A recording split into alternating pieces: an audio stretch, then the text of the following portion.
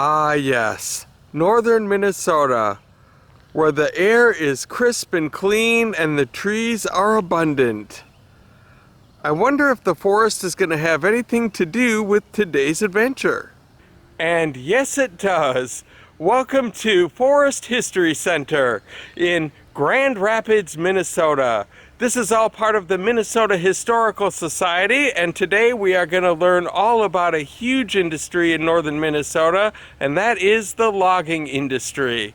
And especially in the 1900s, we are going to learn all about their way of life from back then. And we're not just going to walk through a stuffy museum. We are going to travel back in time through an actual town and learn from the people who actually did the jobs. And so this should be a really fun adventure. Welcome to another edition of Tommy Travels. It's Tommy Travels. If you are brand new to this channel, go ahead and hit subscribe so you don't miss out on a thing. This should be fun, you guys, so come on with me. Let's go see what there is to see.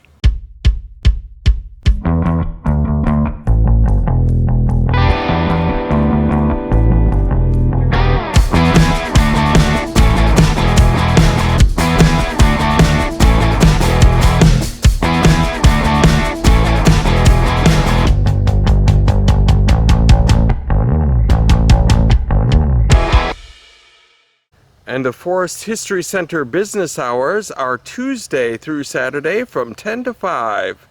Sunday and Monday, they are closed. So I guess today is their Friday. I think I know why there are no birds in this bird feeder. They don't tend to like a squatch too much. I've run into you once again. So we have just started down this walking path and ran into the visitor center, which is where each journey at this location begins, before we travel back in time. And there's even a photo op for the kids out front, where they can be a lumberjack, or I guess that would be a lumberjill.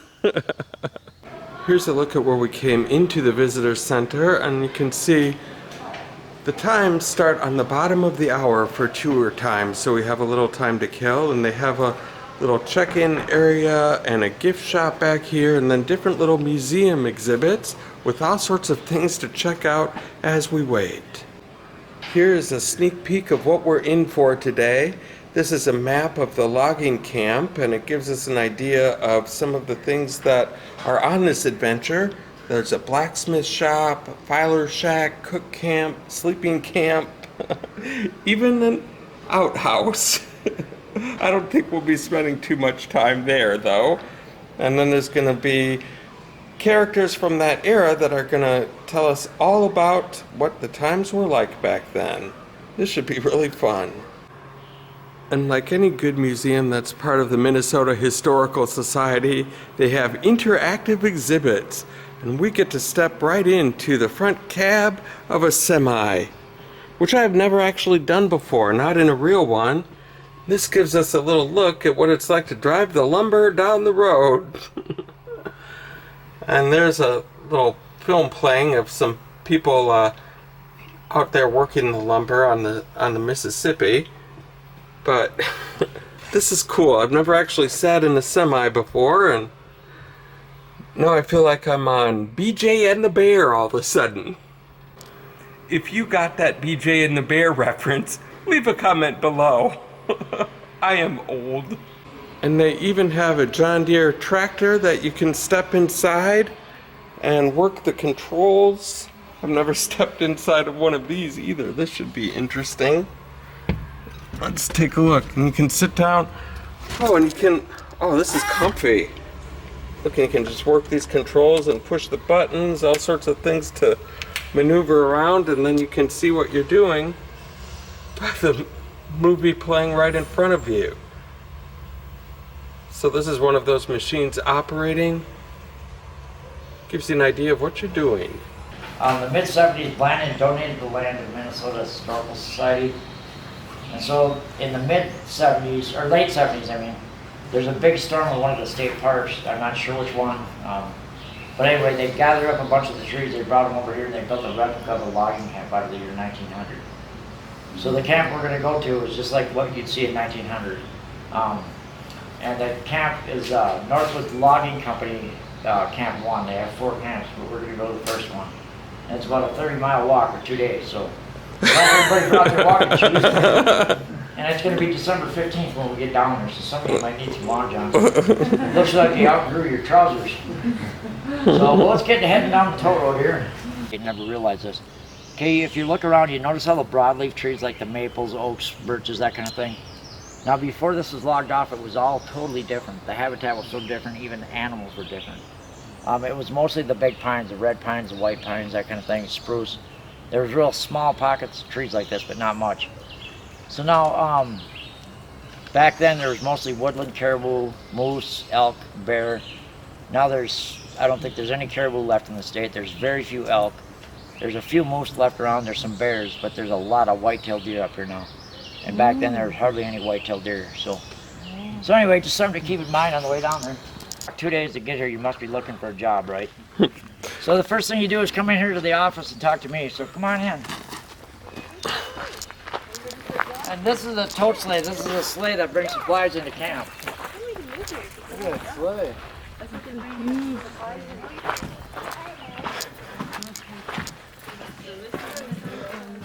And before I forget, just so nobody gets confused, you'll hear us talk about either the office or the Wanigan. And Wanigan is a native term. It means supplies or bait. So we have the office Wanigan, and down on the river we have the river Wanigan. And in the logging camp, it's our contract to get the logs to the river bank. Once they're there, we're done. It's the river crew's job to put them in the river and take them to the mill. And it's my job to keep track of all the men's pay, the inventory, that kind of thing. So I'll tell you what positions are available, and if you're qualified for any of them, I'll tell you to come back for after can't see time and talk to the push. Does anybody know what that means? See, the way this works is what the men do is they'll get up, get dressed, eat breakfast, grab their tools, walk a mile to the cut before the sun even comes up. Once you can see, you start working, and you don't stop until you can't see. So come back after can't see time, after dark, and talk to the boss. So anyway, if you come back and the push decides to hire you on, he'll tell me, give this person a page. So I'll write down your name, and I'll keep track of your pay. Now, before I forget, your pay is all based by skill and danger level of your job. Higher skill and danger, higher the pay. But that has absolutely nothing to do with importance. Because even the lowest paid person has got to do their part or none of this is going to work. So does that part make sense to everybody? Mm-hmm. Okay, so anyway, I'll keep track of your pay throughout the winter. If you need supplies, you can come in here and get them. Well, I'll keep track of that too. And at the end of the season, I'll total up your pay minus your supplies, and I'll write you out a time check. And this will be your pay for the winter. And I'll usually post date these June 1st or June 15th, somewhere in there. So once we get our final payment for the logs, then you can cash your check. So, so that's the way that works. Now, there's 3 of us that sleep in here. I sleep in the top bunk there. The push, the boss, he sleeps right below me. And then the scaler, he sleeps on the bottom on this side. And then we have 1 spare bunk in case the sky pilot shows up. And that's a preacher that walks from camp to camp and does sermons and things for the man. So if he shows up, he's always got a clean spare bed. Now we're headed into the sleep camp, where 80 of the 90 men of this camp slept. Okay, now hang on a minute before you go in there. I have to tell you there's some really strict rules in here. And the strictest one of all is probably that there's absolutely no women allowed in here. What? There's 70 men sleeping here, so if the push shows up, you ladies, you gotta hightail it out the back door. And you may want to get a breath of fresh air. You might. Anyway, come on in and go ahead and look around and take a seat, whatever you want. So now, if we're keeping up on our contract, the push likes to be fair and give us Sundays off, so we like to have some fun in here on Saturday night. So what we'll do is we'll have all those men get together and have them start playing some music, and we'll have a dance. Now, does anybody want to guess how we have a dance if there's no women allowed? Men line up. Well, kind of. See, what we do is we take, if you're a greenhorn in a logging camp, that means it's your first year in a logging camp. We're going to send all the greenhorns over to the cook shack to get aprons. That's going to be his dress. And you don't have to put it on. There you go. So he's going to learn to dance backwards. There you go. And don't feel bad. I had to do it 2 years in a row because there's no greenhorns the second year. Is this a So- suitcase or a doctor's bag? Oh, that's just a suitcase. So the doctor, he's down in the barn. If he can doctor a horse, he can doctor a person. So, they let them have booze or anything up here? Well, not in this camp. I mean, I'm thinking if you had any common sense, you'd outlaw it because you have to meet that contract. So anyway, being that I dance like a three-legged cow, I'll be honest with you, I'm not big on dancing. But one of my favorites on Saturday night is grayback races. You ever had one of those? What? A grayback race. No. Really? Piggyback You've never race. raced graybacks? Oh, they're fun. We had one fellow show up in camp this year, body lice. Now everybody has them. We share everything. So if you have to live with the little rascals, you might as well have fun with them, right? So what we do is you come up here and you get one of these pieces of paper that are all folded up here, and you unfold the whole thing and lay it out on the floor. I mean, it's pretty big. So there's a circle on the inside and a big ring on the outside. So I'll use last Saturday night as an example. I bet Eldon Markles for a pair of mittens. Because that's another rule, you can't money gamble. And they're just trying to keep down the reasons to fight. But anyway, so you can bet for mittens or tobacco or whatever. So I bet Eldon for a pair of mittens. So you lay this out on the floor and you go to your bunk and you get the biggest, baddest grayback you can find. Then you come back and he gets on one side, I get on the other. Somebody counts to three. You both put them on the inside circle. The first one to the outside ring wins. Come on, you guys. I won 3 pairs of mittens on the same grayback. Oh, man. So, how you doing, Miss Kate? Well, I was wondering if I could take them over to the cook camp. Well, gladly here. I'll just about to show them out the door. All right. Weeks I would have done it. So, anyway, I will turn you over to the best cook in the Northwoods. And, yeah. Thanks, Well, everybody. let me show you around the cook camp. Yeah, so this is a swing dingle, and a dingle is something that holds food. And because it's so full of beverages, the blackjack and swamp water, and then a cauldron full of soups, then it swings down the hall road. This is full of oats for the horses. And see, my cookies, I have 3 cookies helping me, and they sound the Gabriel horn, and they can hear it out there. And so they blanket up the horses and stoke up the fire, and they're ready for their noon meal. Do you want to go see a little house back here that I have? Do you want to see? Road is full of wagons coming into camp, and they are bringing so many provisions, and they're filling this wood house full of root vegetables and even enough room for some barrels of meat. And a lot of things come in barrels, like the cornmeal, the margarine comes in barrels. Now there's a little light in there if you wanted to go in and see. There's nothing in there right now because it's summer. And see, in the winter you have to close one door before you open the other, so the icy air can't get in. And see that, yeah, go ahead. Oh, wow. Now we have to be really good at ducking. It's like about 10 degrees cooler in this room. The back door, so you have to be And it's a very low ceiling. You really do have to stay ducked down. But look, they've got all these supplies. Well, they build it with This is called a dingle as well, and it's a little outdoor attachment where they can put dried berries and things like that where they can freeze during the winter and don't have to worry about it. with anyone. So this is like a walk-in freezer from back in the day. If it's all women. Now, if Very there's a man, cool. it'd be over in the bunkhouse. So here's the Gabriel horn. Oh. See? Here it is. Here's the Gabriel horn. So they cannot come in until they hear the Gabriel horn sound. And then they come in and they have to wash their hands. And then they sit in a seat that they were assigned the day they hired on. And then they have 15 minutes to eat, and they have to shut up and eat. Because their job is to eat. They need to get full in that 15 minutes. And if they don't get enough to eat in that 15 minutes, they can take food with them too.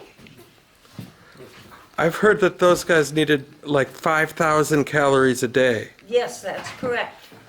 That's what I've heard too. And so when they come in here, all of these tables are full of food. We make 500 sweat pads. Those are pancakes every morning. And many mornings I make cold shuts, which are donuts. I make skid rows, which are cinnamon buns. I make sticky buns, which I know you what, those are just sweet buns. And, but with every meal, they get wind timbers. You know, those are beans. This building is called the dentist's office because of the saw teeth. Now To you answer your pull. question you were starting to ask is that he'll sharpen what they don't dulled yesterday, and then they'll switch back and So forth. there's two sets. Yeah. Look at how good we are, Karen. And see that raking tooth pulling that big chunk of wood out? You can imagine how fast that makes it get sawed up. I think these two are gonna get it. They did! Good job. You, When you're out in the woods, we're not cutting firewood. We're cutting those. Oh boy. Let's get comfortable. Come on down here. Have a seat. Find a nice shady spot. You think we could cut through one of those now? My name's Miss Rebecca. I'm a cookie here for Miss Kate. I thought that Um, men were cookies. That men were? Most of the men were cooks and cookies. Okay. Yes. Both. Yes, uh-huh.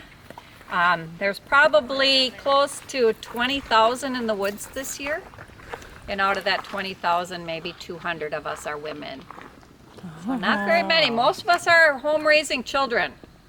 But I'd much rather even be making 25 a month as a cookie than home raising children.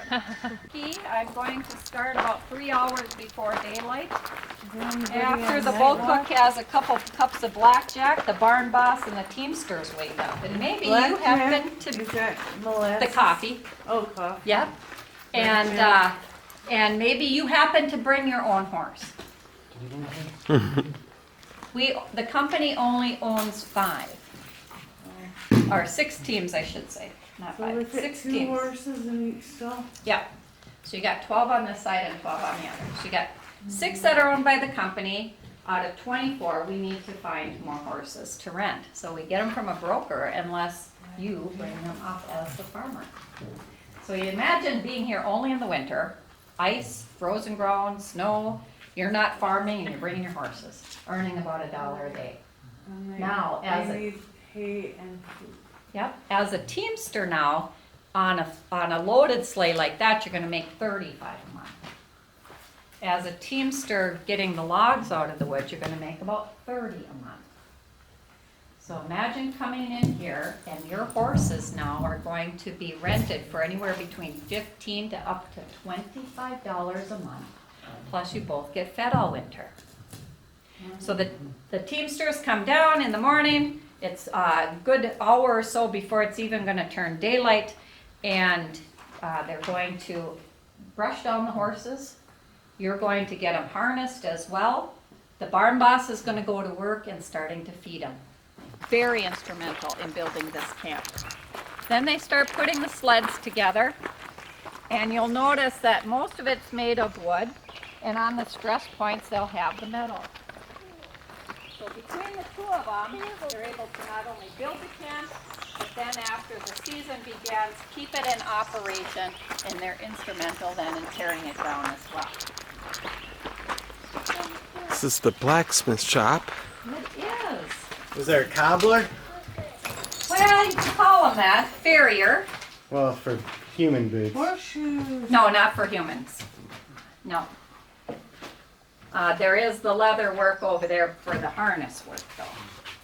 So, you decide to bring a team of horses up. Would you rather have them pulling the sled, or would you rather have them bringing the logs out of the woods? Bringing the logs out of the woods. Out of the woods, okay. So these, is that what you were gonna say? I don't know. Oh, you're not sure. These are the shoes that are gonna be put on your horses to take them out of the woods. They're a little bit blunt, because these are the ones going on the ice roads, Oh. where they can get into, digging into some of the ice that splashes over to where they're walking. So the horses come in here, they're gonna get their hooves trimmed, also get them filed down, nice and smooth. Otherwise, it's almost like we walking on a rock in our shoe. It would be like that to the horse's hoof if it wasn't nice and smooth. Then the shoes go on. Now, these are factory bought shoes, which is really nice and time saving as well. That they don't have to make them. Like in the old days, this is what a shoe will look like to have to make one. Where this part is welded on and then this part is turned up. So when these wear out, you had to put a whole new shoe together. Sorry about that. And when these wear down, You can pop these out and pound new ones in after every couple weeks, they wear down. Oh. On these that you're gonna have out in the woods, these get screwed in and screwed back in. Who do you know from camp number 2? Hurry, let's sit down. We don't get mail from town. For my brother. Let's see. Oh my, this is exciting, Kate.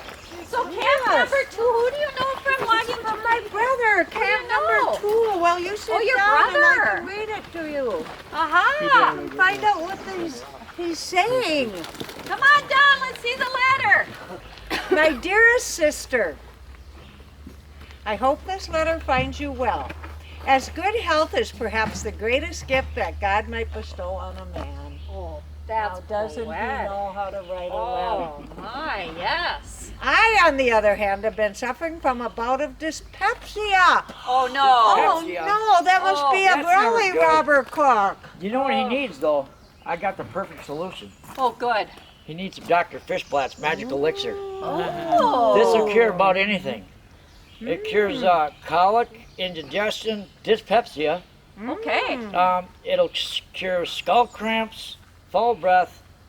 It renews vitality and restores vigor. I better go get another Oh, bottle. I huh? need some of that too. Yeah, Yeah, me yeah. too. There is Our clerk, Johnny Inkslinger, educated as he is, having gone through grade C in the country schoolhouse at our camp was jinxed and headed down to Haywire O'Connell's camp. Oh, that's got to be bad. Jinxed. That's got to be bad to go That down a haywire. explains it. While we cannot say for sure what spooked him, old Swindlestick did report that he overheard the Inkslinger talking in his sleep about encountering a Wapaloozie. Oh, A Wapaloozie, really? Miss Rebecca. I would like I've the never seen one of those opportunity things, to see a Wapaloozie. I hear they're Oh. very Keep an eye Nice. out for it. It's about the size of a sausage dog. And he's got toes like a woodpecker that allows him to climb up things. And his spiked tail also allows him to get up those things into great heights. But it's his luxurious fur. Ooh. Oh, yeah. Oh, I heard there was a lumberjack one time that made a pair of mittens out of that luxurious Oh, well, I fur. would love a pair of mittens. I would too. I would too. I bet you they're warm and everything. But here's what happened. He grabbed his axe the next day after making those mittens, and as he hefted it, those mittens crawled right up the top of his axe. Really? And everything after that he touched did the same thing. Well, what did he do? Well, he quickly threw them down to the ground, and they were seen inching their way over stumps and things. I don't know, hopefully heading to Michigan. There's no Wapaloosies around here. I don't know. Yeah, that's a Wapaloozie I don't know, in a I don't story. know. Exactly. That's what I'm thinking. Wapaloosies. Yeah. Well, let's Somebody's had get a little back too to much the Dr. letter. here. Fishblatts. Big Ole the Teamster sluiced his load on that big hill. Oh my goodness, and on the haul road, and we had to send him to town on the tote sleigh with his hospital ticket. That sounds like a lot of job opportunities, Yeah, maybe that- for these folks. Yeah, that's maybe kind of a they're looking jinx for camp. work. Well, true. As you can tell, we have had a bit of bad luck here at Camp Number 2.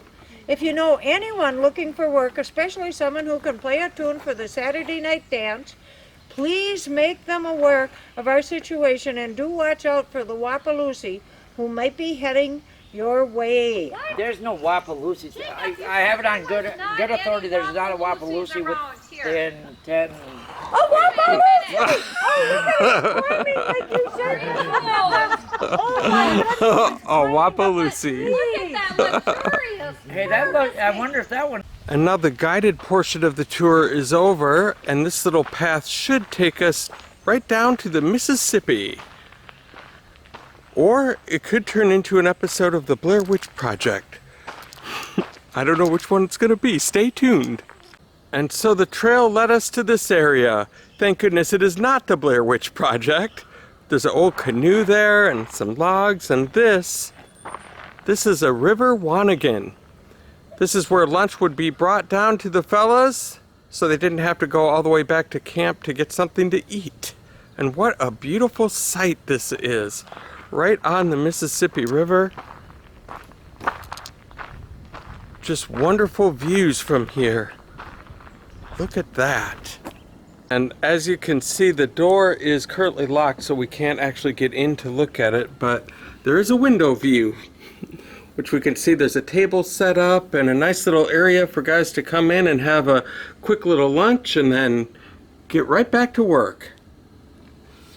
Well, you guys, this has been another successful adventure here today on Tommy Travels, where we have visited Forest History Center in Grand Rapids, Minnesota, and just the drive alone here was worth it. But to be greeted by this fun cast of characters to show us around was really a valuable, fun learning experience for everyone, hopefully. And if you guys liked what you saw here today, go ahead and hit like on my YouTube channel. While you're at it, go ahead and hit subscribe and the little bell notification next to it so you can be the first to know when a new adventure comes out.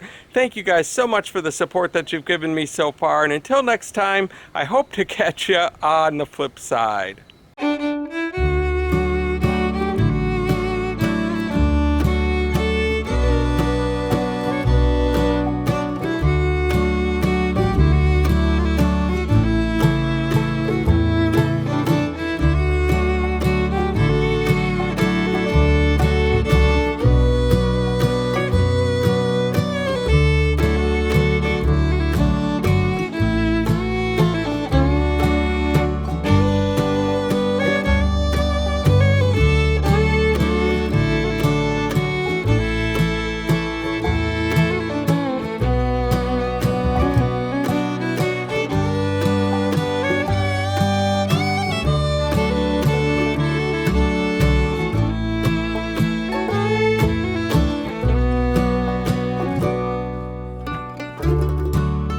Definitely the first time we've seen a stink window here on Tommy Travels. It's a first.